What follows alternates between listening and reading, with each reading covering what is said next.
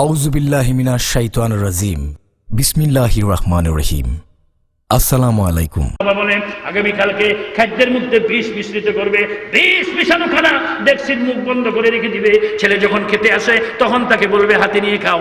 এই বিষ মিশানো খানা যখন খাবে তখন এই ছেলে আর থাকবে না, এমন ছেলের প্রয়োজন নাই। খাদ্যের মধ্যে বিষ মিশাইয়া ডেক্সির মধ্যে খানা রাখছে, যখন খেতে আসছে ছেলের মা বলে যাও তোমার হাতে নিয়ে খানা খাও। ওইদিকে আমার আল্লাহ বলেন জিবরাইলে ওই ডেক্সির ভিতরের বিষ মিশানো খানাগুলি ফেলে দিয়া জান্নাতি কিছু খাবার ডেক্সির মধ্যে রেখে আসো। জীবনে কত খানা খাইলাম, আমার মা তো এমন সুন্দর খাবার কোনোদিন পাকাই নাই, এমন সুন্দর খাবার দেখিও নাই। পেট ভরে খেয়ে বলে মা গো ও মা তুমি সুন্দর রান্না জানো, আগে তো কোনোদিন পাক করো নাই, এমন সুন্দর খাবার তুমি তৈরি করতে পারো, আর কোনোদিন তো খাওয়াই নাই, এমন মজার খাবার তো জীবনে কোনোদিন খাই নাই। মা কিছুই বলে না, কিন্তু বুঝতে পারে না। জোরে জোরে কোন সুবহানাল্লাহ। বুঝবে কেমনে? আমার আল্লাহ বলেন আমার রহমত আমার কুদরত, আমি আল্লাহ পাক রব্বুল আলামিনের রহমত যখন জারি হয়ে যায় পৃথিবীর মানুষকে বোঝার কায়দা নাই। তার কারণ এইভাবেই তো আমি আল্লাহ তাআলা আমার নেককার বান্দাদেরকে হেফাজত সারা জিন্দেগি করে আসছি, করতেছি। জেনে রাখো দুনিয়ার মানুষ, আমার নেককার বান্দাদের হেফাজত আমি করে আসছি, করতেছি। কিয়ামত পর্যন্ত ঈমানদারদের হেফাজত আমি আল্লাহ করব। আল্লাহর যেহেতু ওয়াদা ঈমানদার নেককার আমলওয়ালাদেরকে আল্লাহ হেফাজত করবেন, তাহলে কি আমাদের কোনো ভয় আছে? আওয়াজে বোঝা যায় ভয় আছে?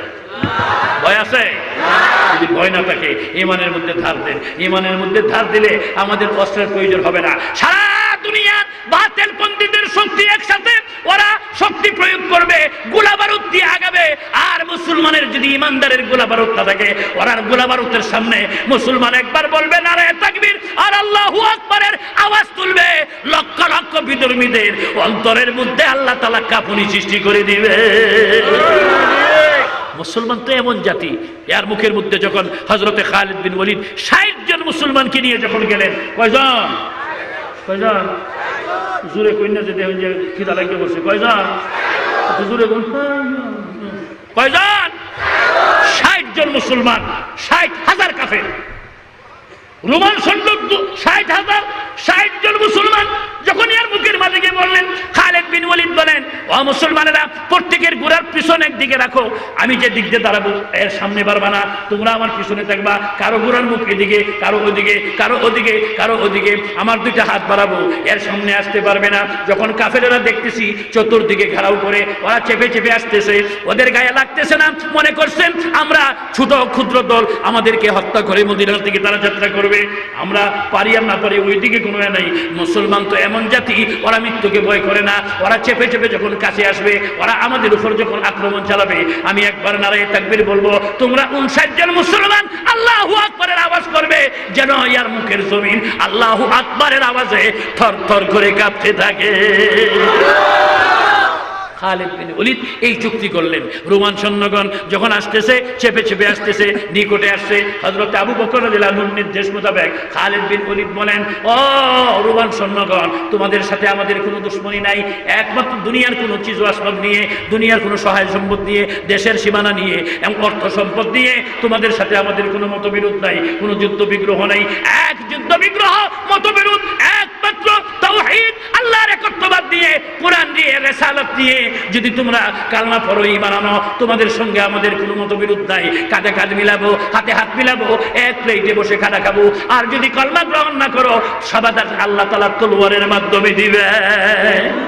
হযরত খালিদ বিন ওয়ালিদ তাদেরকে দাওয়াত দেন, ওরা বলে কলমা পড়ার সাত তলোয়ার মিটাই। ওদের মধ্যে সর্দার যেটা তলোয়ারটা বাহির করে আক্রমণ চালায় প্রথমেই খালিদ বিন ওয়ালিদের উপরে, উনি তলোয়ার বাহির করতেছেন আর একটিবার বলেন নারায়ে তাকবীর। ৫৯ জন মুসলমান এক সুরে বলেছেন আল্লাহু আকবার। রোমান সৈন্যগণ দেখতেছে এনে ক্ষুদ্র জামাতটা, লক্ষ লক্ষ মানুষের আল্লাহু আকবারের আওয়াজ শোনা যায়।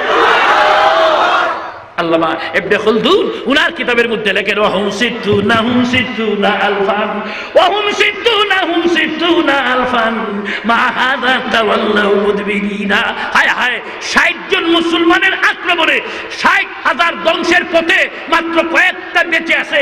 ওরা দৌড়ে গিয়া ওই কেল্লার মধ্যে গিয়া বলতেছে, ও রোমান সৈন্যগণ, ১,৪০,০০০ কেন বসে রইছো? এমন জাতির সাথে যুদ্ধ করতে এসেছো, তোমরা বুঝো নাই ওরা কেমন জাতি? এত লম্বা তলোয়ার জীবনে দেখি নাই, কারণ হযরত খালিদ বিন ওয়ালিদের তলোয়ারটা যখন বাহির করে লম্বা করতেন আল্লাহর কুদরতে 30-40 হাত লম্বা হয়ে যাইতো। তো মুসলমানের ইতিহাস, মুসলমানের আসল ইতিহাস ছাড়াইয়া এখন বকরির মতো হয়ে গেছি আমরা, খালি বে বে করি করে বই বইয়া, বে বে করার কিছু নাই। মুসলমানিত্বের উপরে আসো, আল্লাহ পাক রব্বুল আলামিন তোমার সব ব্যবস্থা মুসলমানের পক্ষে করে দেবেন, ঠিক না বেটি? কারণ হক টিকে থাকবেই, হক প্রকাশ পাবেই পাবে।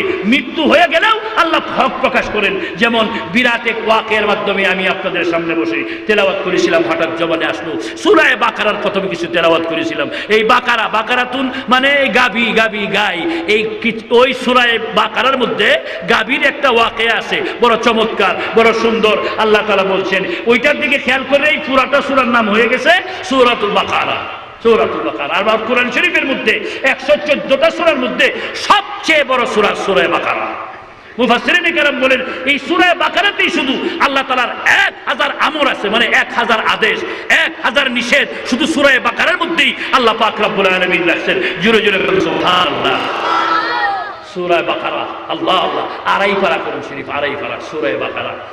আল্লাহ পাক রব্বুল আলামিন এই সূরা প্রথমেই, কোরআন শরীফের প্রথমেই আল্লাহ তাআলা বলতেছেন, আমার এই কোরআনে কোনো শোভা নাই, সন্দেহ নাই। ওই বাকারার দিকে, গাভীর দিকে খেয়াল করে, তার কারণ ওইখানে ঘটনা হয়েছে, একজন যুবক তার চাচাতো বোন দিকে আশেক হয়েছে।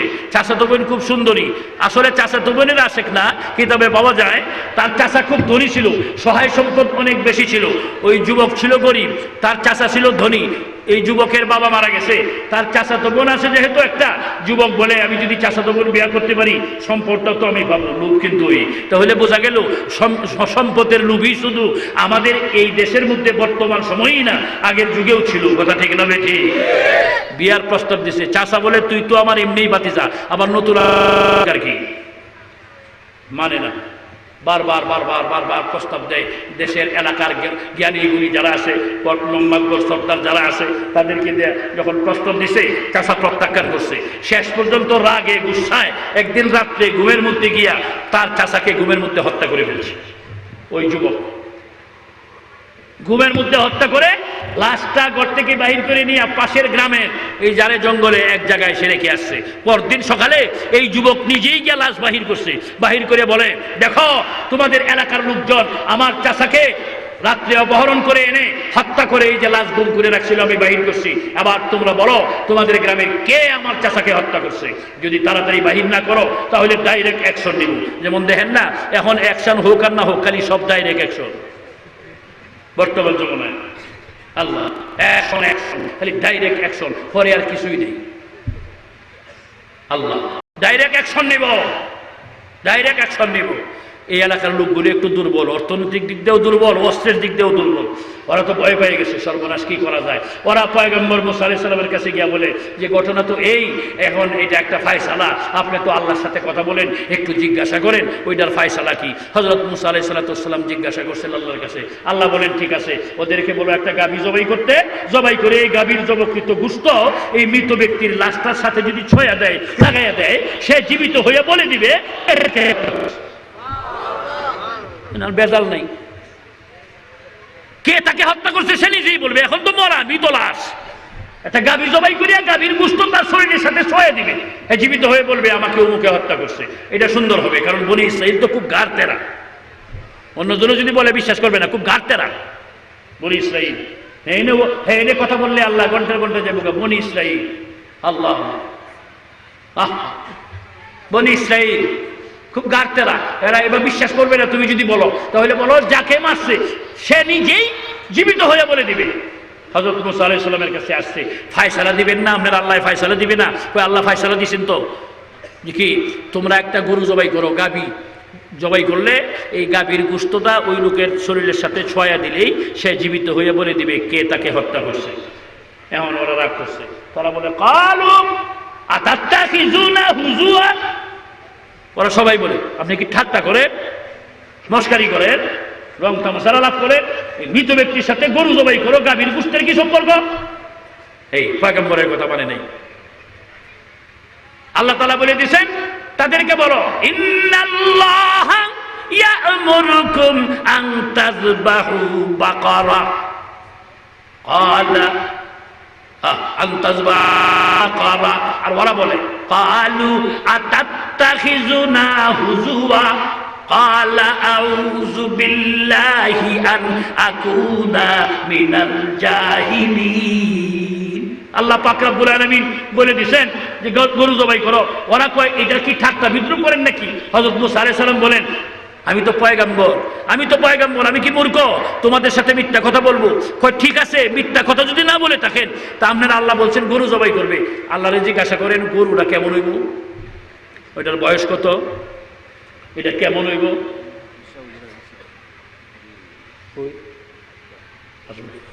আলহামদুলিল্লাহ, হবিগঞ্জের মুহাদ্দিস সাহেব হুজুর আসতেছেন, জোরে করে আলহামদুলিল্লাহ, আরো জোরে করে আলহামদুলিল্লাহ। উলামায়ে কেরাম আসলে কি আপনারা নারাজ নাকি? আলহামদুলিল্লাহ আওয়াজে তো বুঝা যায়। আলহামদুলিল্লাহ এমনি কেন? হ্যাঁ, মনের ফুর্তিতে আনন্দে জোরে জোরে আল্লাহ শুকর আদায় করেন, জোরে করেন আলহামদুলিল্লাহ। চুকে খুরশিদ রফতমান করবেদাগ চারানা বদ ধর্ম কামান সাজ চেরা চোখে গোলে রফ তগুলে সুদ খারাপ বয়ে গোলে রাং আজকে জুই বাজ গোলা। মহানবী বলেন হ্যাঁ দুনিয়ার মানুষ সূর্য যখন অস্ত যায় কুফিবাতির আলো ছাড়া আমাদের আর কোনো উপায় থাকে না।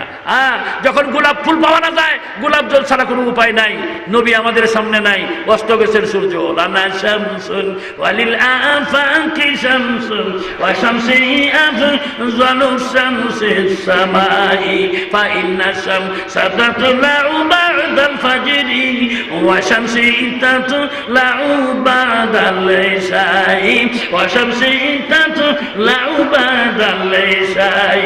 আরে হযরত আয়েশা বলেন পৃথিবীর মানুষকে যে সূর্য আলোদান করে আকাশের পূর্ব দিক দিয়া প্রত্যেকদিন ফজরের পরে উদয় হয়, আমি আয়েশার সূর্য এশার নামাজের পরে আমার ঘরে উদয় হয়। এই সূর্য আজকে নাই। তাই মহানবী বলেন চোখে খুরশিদ রফতমান করবেদাগ চারানা বদ ধর্ম কামান সাজ চেরা চোখে গোলে রফ তগুলে সুদ খারাপ বয়ে গোলে রাং আজকে জুই বাজ গোলাপ। সূর্য অস্ত গেলে হারিকেনের আলো কুফিবাতির আলো বেটি রেখেও যেমন উপায় নাই, গোলাপ ফুল পাওয়া না গেলে গোলাপ জল ছাড়া যেমন উপায় নাই, আমরা নবী একদম জমিনের উপরে পাবো না। নবী কিছু কুফিবাতির আলো রেখে গেছেন, তারা হলো এদেশের হাক্কানি উলামায়ে কেরাম। জোরে জোরে বলুন সুবহানাল্লাহ। তারা কি এদেশের হাক্কানি উলামায়ে কেরাম, ওয়ারাসাতুল আম্বিয়া, ওরা নাইবে রাসূল, হাক্কানি উলামায়ে কেরাম, যাদেরকে আল্লাহ তাআলা আসমানি ইলম যাদের সিনার মধ্যে আল্লাহ রাব্বুল আলামিন দান করেছেন। জোরে বলুন সুবহানাল্লাহ।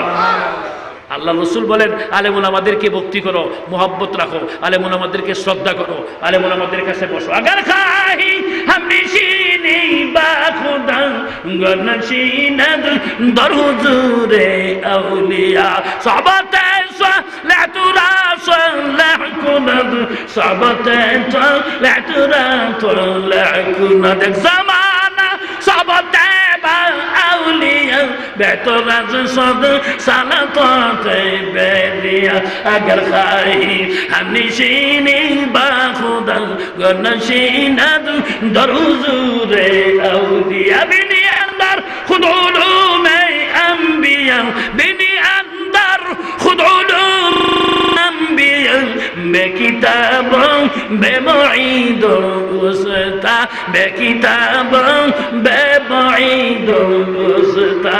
আমিয়া ওই ইলম আম্বিয়াদের ইলম আল্লাহ পাক রব্বুল আলামিন আহলে নিসবত যারা, আহলে হক উলামায়ে কেরাম যারা, হাক্কানি উলামায়ে কেরাম যারা, তাদের সিনার মধ্যে ওই আম্বিয়াদের ইলম কিছু না কিছু অংশ তাদের সিনার মধ্যে আল্লাহ ভরে দেন। জোরে জোরে বলুন সুবহানাল্লাহ। কষ্ট হইতেছে, বেশি বেশি কষ্ট হইতেছে। এই কষ্ট না হইলেও কষ্টটা দামে পৌঁছবে, নিয়তটা যদি সহি থাকে। তার কারণ এই বসাটা এত দামি যদি কবুল হয়ে যায়, কিয়ামতের মাঠে বাবাজি আমার জন্য উসিলা হয়ে যেতে পারে, ঠিক না বেঠি? এই জন্য হাক্কানি উলামায়ে কেরাম আসতেছেন, হবিগঞ্জের হযরত আসতেছেন। আল্লাহু আকবার। আপনারা দেশের মানুষ, হবিগঞ্জ তো বৃহত্তর সিলেটের মধ্যে, আগে তো সিলেট ছিল। আল্লাহ হযরত যদি আমি ছাত্র যমুনার থেকে বক্তৃতা করি ছাত্র যমুনা থেকেই। ওই ছাত্র যমুনায় আমি যখন একটু একটু দাঁড়িয়ে উঠতেছে, তখন হুজুরের সাথে তখন থেকেই আমাদের ময়মনসিংহে হজরত যে কোনো জায়গায় যান, আগে ওয়াজ করি, পরে হুজুরের খেদমত দিয়েছি, মনে আছে আমার। আল্লাহ আমার হজরতের শ্বশুর এলাকা তো আমাদের এলাকা, হুজুর আসতেছেন, আল্লাহ আমরা দোয়া করি আল্লাহ তাআলা হায়াতে তয়্যিবা নসিব করেন, জোরে জোরে বলেন আমিন। আমি মুরব্বী হারা হয়ে যেতেছি, মুরব্বীরা চলে যাইতেছেন, যে সমস্ত মুরব্বীরা এখনো আমাদের দেশে আছেন, আল্লাহ পাক রব্বুল আলামিন তাদেরকে হায়াতে তয়্যিবা নসিব করেন, সবাই বলেন আমিন। আমার বন্ধুগণ, যা কিছু আলোচনা করেছি আপনাদের সামনে, আমি তো আপনাদের পুরাণ বক্তা, হ্যাঁ, বহুত বছর যাবতীয় মাঝে মধ্যে ফাঁকি হলেও গত বছর আসছিলাম, তারা কয়েক বছর আগেও আসছিলাম, এই বছরও এই গুনাহগারকে ডাকছেন, আপনাদের ডাকে সাড়া দিয়েছি। যা কিছু বলেছি নিজেও যেন আমল করতে পারি, আপনারা সকলেই আমল করতে পারেন। আল্লাহ তাআলা আমাদেরকে নাজাতের জরিয়া বানান, এই মাহফিল আমাদের নাজাতের উসিলা হয়ে যায়, সবাই বলেন আমিন। اللهم آمين. الحمد لله الذي هدانا لهذا وما كنا لنهتدي لولا أن هدانا الله. ربنا ظلمنا أنفسنا وإن لم تغفر لنا وترحمنا لنكونن من الخاسرين. رب العالمين, জীবনে কোথাও গণিত অসংখ্য গুনাহ করেছি গো আল্লাহ, জীবনের সমস্ত গুনার বোঝা মাথায় করে হাত বাড়াইলাম। আল্লাহ, আমার সঙ্গে বহুত মুহাদ্দিসিন, মুফাসসিরিন, মুহাদ্দিসিন, আয় আল্লাহ হাক্কানি উলামায়ে কিরাম, তলাবায়ে ইলম, অনেক যুবক বন্ধু, বড় বড় বাবাজিরা, আল্লাহ তারিফ না বড় মানুষ, অনেক তাহাজ্জুদ গুজার নিশ্চয়ই এই দরবারে হাজির আছেন। রব্বুল আলামিন, তোমার শাহী দরবারে হাত বাড়াইছি। দেখো এই হাজার হাজার মুসলমানের মধ্যে কার দুটো হাত তোমার কাছে ভালো লাগে, কার আমল তোমার পছন্দ হয়, কার দুটো চোখের পানি বেরিয়ে যায়, এই উসিলায় আল্লাহ পুরাটা মজবাকে কবুল মঞ্জুর করো আল্লাহ। রব্বুল আলামিন, আয় আল্লাহ, যে হাজী সাহেবের বাড়ি এই মাহফিল আল্লাহ বহুত বছর যাবত হয়ে আসতেছে, আল্লাহ উনার কবরকে নূরে মুনাব্বার করে দিও। ইয়া আল্লাহ, উনার আহলে আওলাদ, ছেলে মেয়ে, ভাই বেরাদর, আত্মীয় স্বজন, আহলে আওলাদ যারা জীবিত আছেন হায়াতে তয়্যিবা নসিব করো, যারা ইন্তেকাল হয়েছেন সকলের কবরকে জান্নাতের বাগিচা বানিয়ে দাও। আল্লাহ এই মাহফিলকে কবুল মঞ্জুর করো আল্লাহ রব্বুল আলামিন। আল্লাহ আমাদের দোয়া কবুল মঞ্জুর করে হাদিয়া সোনার মদিনা নবী পাকের রোজে আধারে পৌঁছে দাও। সাহাবা আজমাইন, শুহাদায়ে সালিহিন, খুলাফায়ে রাশিদিন, আইম্মায়ে মুজতাহিদিন, মুসান্নিফিন, মুফাসসিরিন, মুহাক্কিকিন, মুহাদ্দিসিন, পীর মুর্শিদ, বুজুর্গ, ওলি আব্দুল গাউস কুতুব, এই দুনিয়া ছেড়ে যারা জলমের মতো কবরে চলে গেছেন, আল্লাহ সকলের কবরে সকলের রওয়াহে পৌঁছে দাও রব্বুল আলামিন। আমি গুনাহগারের সঙ্গে এখানে যারা হাত উঠাইছেন, এমন মানুষ নিশ্চয়ই আছেন যার আব্বা নাই গো, আম্মা নাই, এতিমের মতো বাসটাফের নিচে, কলা গাছের তলে, পারিবারিক গুরুস্থানে, এই সাড়ে তিলাত পাটির নিচে আদরের বাবাকে, আদরের মাকে কেমনে রাখছো গো আল্লাহ জালিল। আমাবুদ, যে বাবা এত আদর করতেন, গ্রামের বাড়িতে ছোটবেলায় থাকি, রমজান মাসের রোজা, বাবা গেছেন বাজারে বাজার করতে, আল্লাহ ইফতারের রক্ত হয়ে গেছে, কিছু বিস্কুট কিনেছেন বাবা ইফতার করার জন্য, একটা বিস্কুট খেয়ে এক গ্লাস পানি পান করে আমার কথা মনে করে আর বিস্কুটগুলি বাবা খায় না, পকেটে রেখে দেন। বাড়িতে এসেন, এশার আজান হয়ে গেছে, লম্বা এশার নামাজ পড়ে, তারাবির নামাজ পড়ে ঘরে এসে দেখেন আমি ঘুমিয়ে গেছি, রাত 10টা-11টা বাজে, আব্বু আব্বু বলে দেখে ঘুম থেকে জাগাইয়া আল্লাহ বুকের সাথে মিশাইয়া পকেট থেকে বিস্কুট বাহির করে আবার মুখের মধ্যে দিয়ে, যে বাবা আনন্দ পেয়েছিল, মামা এই মামা দুনিয়া নাই, কেমনি খবর রাখবে বাবা জানি, যদি কোনো আযাবের ফেরেশতার হাতে ধরা পড়ে থাকে, আল্লাহ আজকের এই মজলিসের উসিলায় বাবার কবরে আযাব দিও। জার্মানায় 10 দিন বেঁধে দায় দিয়েছেন আল্লাহ। মার প্রসব ব্যথা যখন শুরু হয়েছে, এক একটা ব্যথার যন্ত্রণা মৃত্যু তুল্য মনে হয়েছে, মা অনেক সময় অসহ্য হয়ে পাগলিনীর মতো দৌড় দিয়ে ঘর থেকে বেরিয়ে যেতে চায়। আল্লাহ বাড়ির অন্যান্য মহিলারা বলে, চাইস না, আল্লাহর নাম স্মরণ কর, আল্লাহ তোরে উদ্ধার করবে। ওই মার করে যায় লাঠি মেরে জমিনে বেরিয়ে আসছিল। পুষ মাসের মাঘ মাসের শীতের রাত্রি, মা আমাকে বুকের সাথে মিশাইয়া তুষকের উপরে, চাদরের উপরে, লেপের নিচে আরামসে শুইছেন। আল্লাহ রাত 1টা-1:30টা বাজে, মা জাগ্রত হয়ে দেখে পাঁচরা পায়খানা করে সব বিছনাগুলি নষ্ট করে দিয়েছে। মা আমাকে ধমক দেয় না, মারে না, মা রাগ করে না, শুকনা টয়লা এনে আমার প্রস্তাব পায়খানাগুলি ঠান্ডা পানি দিয়ে ধয় না, আমি শিশু বাচ্চার কষ্ট হবে।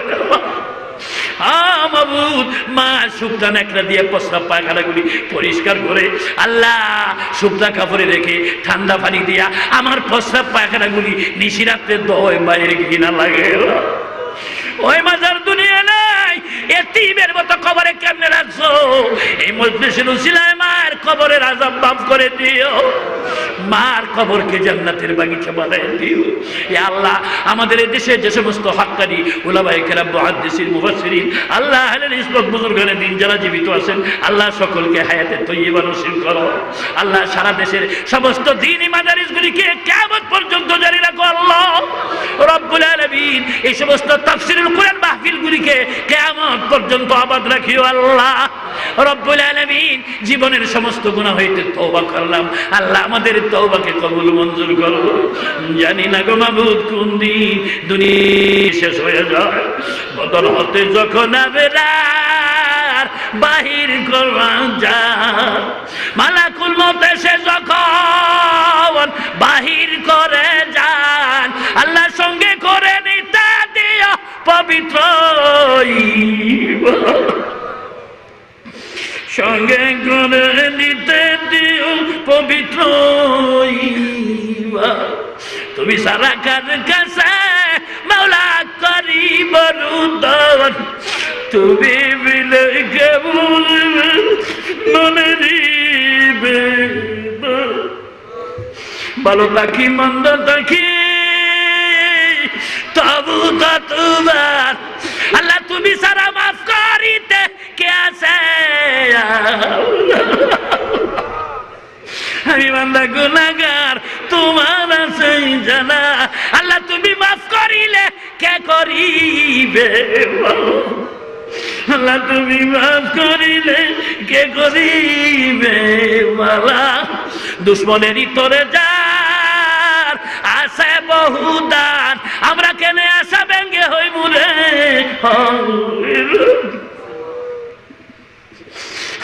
পাপী গুনাহগারকে পাইতে বালাই তোমারই রহমত মিশে কবি হবে।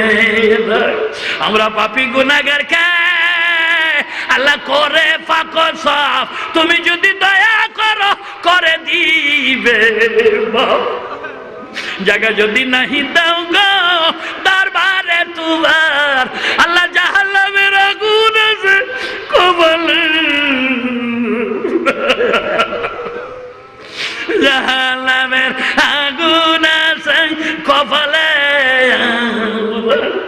জ্বালায়ও না আমরা রে আল্লাহ দুজকের আগুনে, জ্বালায়ও না আমরা রে আল্লাহ দুজকের আগুনে, এমন কঠিন আগুন আমরা সইব